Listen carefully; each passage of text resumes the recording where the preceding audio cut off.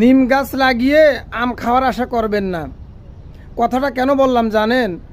আমরা আমাদের নিজেদের মেয়েদেরকে স্কুলে কলেজে ভার্সিটিতে পড়াই, অথচ যখন ছেলের বিবাহের জন্য পাত্রীর সন্ধান চলে তখন মেয়ে হতে হবে নামাজি, মেয়ে হতে হবে মাদ্রাসা পড়ুয়া, মেয়ে হতে হবে কোরআনের হাফেজ। কেন ভাই?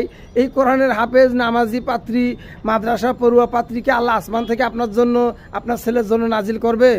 আমরা যদি সবাই আমাদের মেয়েদেরকে ভার্সিটিতে স্কুলে কলেজে পড়া নিষেধ বা করা যাবে না, আমি সেটা বলতে চাচ্ছি না, এগুলোর পাশাপাশি যদি মাদ্রাসায় শিক্ষায় শিক্ষিত করতাম, নামাজি বানাইতাম, ধার্মিক শিক্ষা যদি আমরা দিতাম, তাহলে আপনার মেয়েকে যখন অন্যের পুত্রবধূ হিসেবে অন্য কেউ নিয়ে যেত, সে যেমন একজন ধার্মিক নামাজিওয়ালা পাত্রী পেত, আপনার ছেলের জন্য যখন আপনি একজনকে পুত্রবধূ হিসেবে নিয়ে আসতেন তখন আপনিও কিন্তু অটোমেটিকভাবে একজন ধার্মিক মাদ্রাসা পড়ুয়া 5 ওয়াক্ত নামাজি পাত্রী আপনি পেয়ে যেতেন।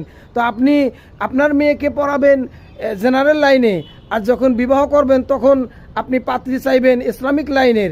এগুলো তো ভাই সম্ভব না। এটা তো ওই ঘুরে ফিরে সেই কথার মতোই হয়ে গেল যে আপনি নিম গাছ লাগায়া আপনি আম খাওয়ার আশা করতেছেন।